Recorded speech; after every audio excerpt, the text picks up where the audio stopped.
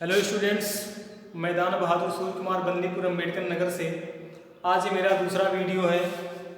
आज मैं class 9th का भूगोल का दूसरे अध्याय का आज हिमालय के बारे में आज हम पढ़ेंगे कि हिमालय का निर्माण कैसे हुआ है और इसकी आकृति कैसी है और इसकी लंबाई कितनी है, चौड़ाई कितनी है, आदि चीज़ों का आज हम अध्ययन करेंगे। ठीक है ना।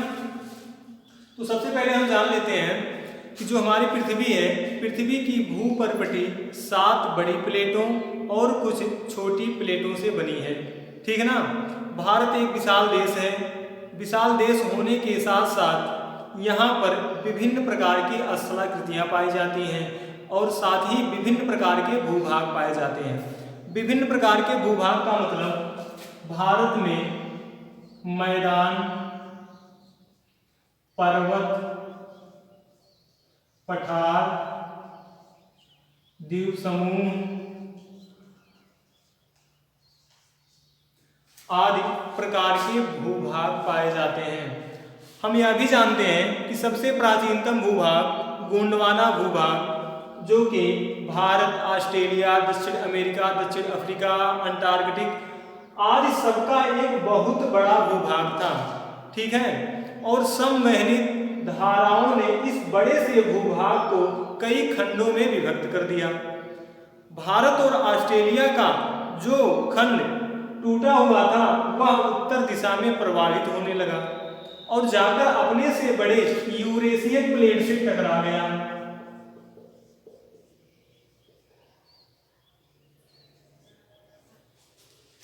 ठीक है। भारत और ऑस्ट्रेलिया का जो भूभाग था उत्तर दिशा में प्रवाहित हो रहा था, वह अपने से विशाल प्लेट यूरेशियन प्लेट से जाकर टकरा जाता है और बीच में इसके आ जाता है तैथिस सागर।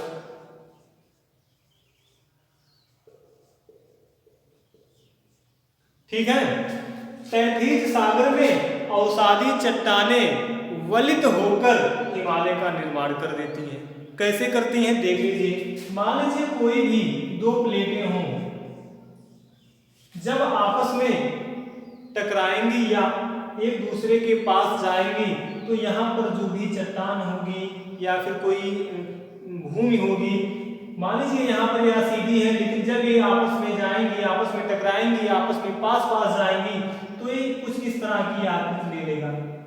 ठीक है ना। इसी प्रकार से वलित होकर हमारे हिमालय का निर्माण हुआ है। ठीक है। वलित पर्वत में जैसे अगर देखा जाए तो विश्व के कुछ वलित पर्वत भी हैं, जैसे आपका हो गया यूराल और हो गया आल्पस, रॉकी, एंडीज, हिमालय। ठीक है। यूराल, आल्पस, रॉकी, एंडीज और हिमालय कुछ वलित पर्वत के उदाहरण हैं। ठीक है। कोई दिक्कत। अब देखते हैं, जैसे यूराल पर्वत आपका रूस में है, यूराल पर्वत आपका रूस में है और आल्पस पर्वत यूरोप में है। रॉकी सबको पता है उत्तरी अमेरिका में। एंडीज सबसे इंपॉर्टेंट, एंडीज काफी बार क्वेश्चन आया है एसएससी में कि सबसे लंबी पर्वत श्रृंखला कौन सी है, तो वो हो जाएगी आपकी एंडीज। ठीक है। लेकिन हाँ, अगर ऐसे क्वेश्चन पूछ ले कि सबसे ऊंची पर्वत श्रृंखला कौन सी है, तब आपका हो जाएगा हिमालय।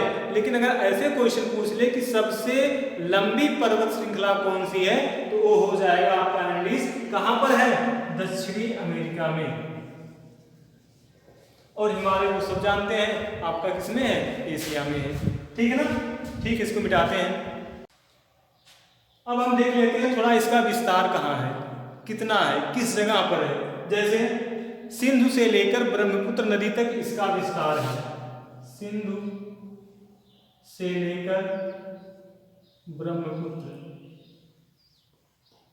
सिंधु से लेकर ब्रह्मपुत्र तक इसकी लंबाई 2400 किलोमीटर है।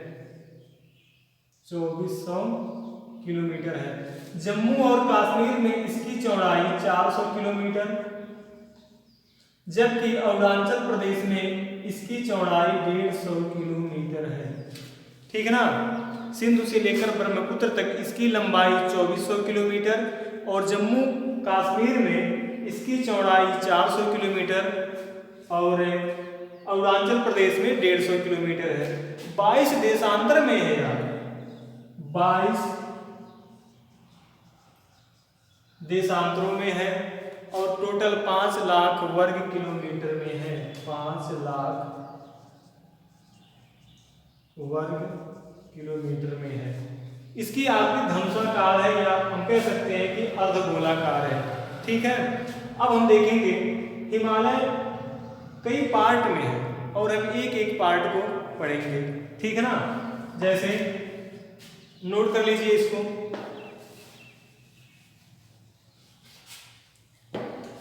जैसे सबसे ऊपर जो है उसको हम कहते हैं ट्रांस या तिब्बत हिमालय। ट्रांस या तिब्बत हिमालय। तिब्बत क्यों नाम इसका? क्योंकि यह तिब्बत में ही सीमित है। आकृति कुछ इस तरह से है। इसमें एक है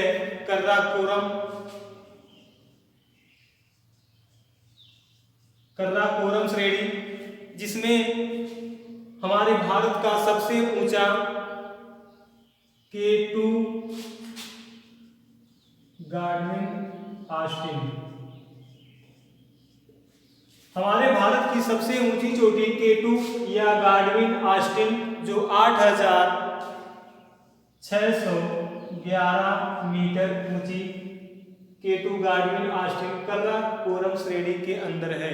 कहां पर है? जम्मू एंड कश्मीर में। लेकिन यहां पर भारत का कब्जा नहीं है, यहां पर पाकिस्तान ने कब्जा कर लिया है, लेकिन हम फिर भी कहेंगे कि भारत की है। ठीक है। यहां पर कैलाश पर्वत भी है,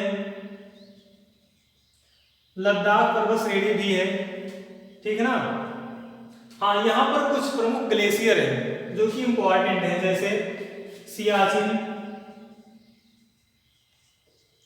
वियाफो, वाल्टोरा और ईस्पर। ठीक है ना। यहां पर कुछ ग्लेशियर हैं।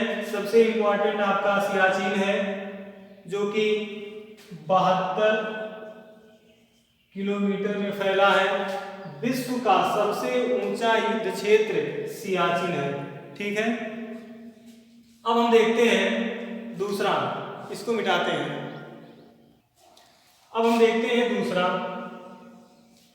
जो ट्रांस या तिब्बत हिमालय के बाद है, सबसे मेन वाला यही है, इसलिए इसका नाम है महान हिमालय। इस पे एनी टाइम बर्फ जमी रहती है, इसलिए इसका नाम पड़ गया हिमाद्री।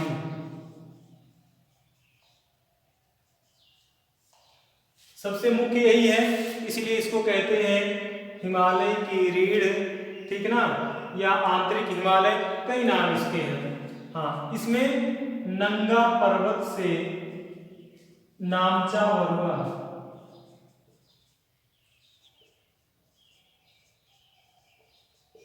नंगा पर्वत से लेके नामचा बरुआ तक इसका विस्तार है। ठीक है। नंगा पर्वत की अगर हम सबसे नंगा पर्वत की ऊंची चोटी अगर देखें तो 8126 मीटर है, और अगर हम नामचा बरुआ की देखें तो यह हो जाएगी 7756 मीटर। नंगा पर्वत से नामचा बरुआ तक इसका विस्तार है। नामचा बरुआ की ऊंचाई 7756 और नंगा पर्वत की ऊंचाई 8126 मीटर है। ठीक है। हाँ, सबसे मेन इसमें एक चीज क्या है, माउंट एवरेस्ट। सबको पता होगा कहां पर है, नेपाल में है। इसके नाम 2-3 हैं, जैसे हमारे भारत में तो इसको कहते हैं कि एवरेस्ट, माउंट एवरेस्ट।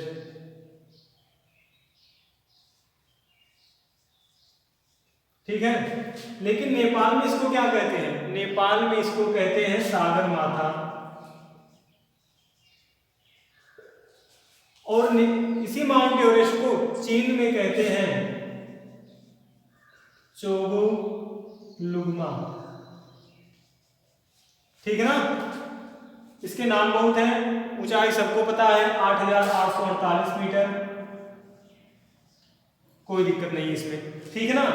अब देखते हैं माउंट एवरेस्ट के बाद ऊंचाई लिख लीजिएगा आप लोग 8,848 मीटर। उसके बाद हाँ, माउंट एवरेस्ट के पहले एक और पर्वत है जिसका नाम है नंदा देवी। क्या नाम है? नंदा देवी। ये नंगा पर्वत के बाद और माउंट एवरेस्ट के पहले है नंदा देवी, जिसकी ऊंचाई है 7817 मीटर, 7,817 मीटर। माउंट एवरेस्ट के बाद अगर हम देखें तो एक पर्वत और है जिसका नाम है मकालू। क्या नाम है? मकालू। इसकी ऊंचाई अगर हम देखें तो है 8481 मीटर, 8,481 मीटर। एक और पर्वत है जिसका नाम है धौलागिरी। धौलागिरी कहां पर है? माउंट एवरेस्ट नेपाल में, मकालू नेपाल में, धौलागिरी नेपाल में। इसकी ऊंचाई 8,172 मीटर। धौलागिरी 8,172 मीटर। और नेपाल में अन्नपूर्णा, नेपाल में ही है अन्नपूर्णा। इसकी ऊंचाई 8,078 मीटर, 8,078 मीटर। और भी है कंचनजुंगा, सबसे इंपॉर्टेंट। एक तो केटू गार्डविन है इंपॉर्टेंट, और एक है कंचनजंगा। कहां पर है? असम में है।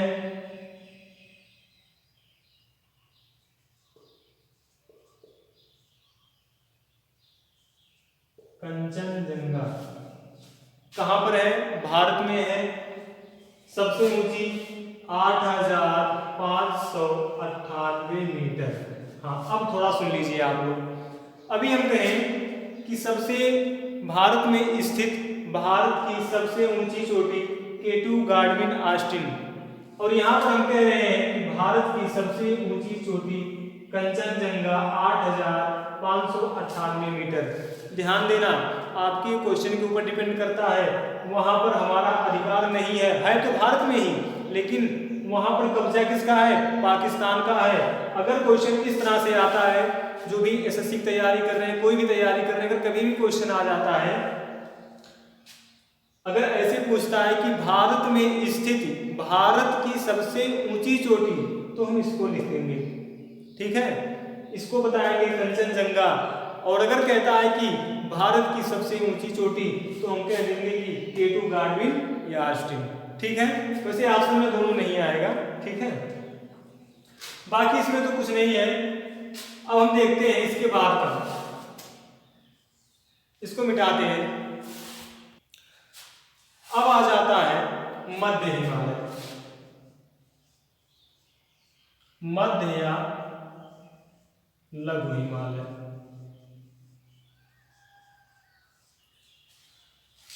ज्यादा कुछ नहीं इसमें, बहुत ऊंची चोटियां भी नहीं है। हाँ, लेकिन अगर इसको देखा जाए तो घूमने वाले जितने भी स्थान हैं आपको मध्य हिमालय में मिलेंगे। ठीक है, जैसे मध्य हिमालय में आपका हो जाएगा कांगड़ा और कुल्लू घाटी। घूमने वाला स्थान है भैया, कांगड़ा और कुल्लू घाटी। शिमला, दार्जिलिंग, डलहौजी,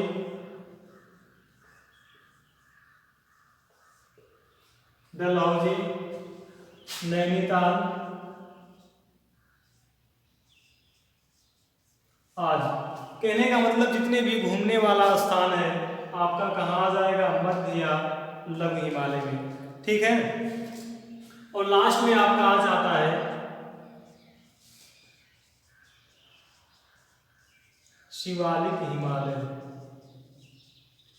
इसमें भी कुछ ऊंची चोटियाँ नहीं है। इसके बाद भारत का मैदानी भाग शुरू हो जाता है। बाकी अगर कुछ छूटा होगा तो उसको आप कमेंट में बताइएगा, ठीक है। और हाँ, हिमालय का निर्माण किस काल में हुआ था ये हम नहीं बताएं। जैसे देख लीजिए, जो ट्रांस वाला तो सबसे पहले हुआ था, उसके बाद जो था दूसरे नंबर पर हुआ था इयोसीन काल में, उसके बाद मायोसीन, और जो शिवालिक हिमालय है इसका निर्माण हुआ था प्लायोसीन।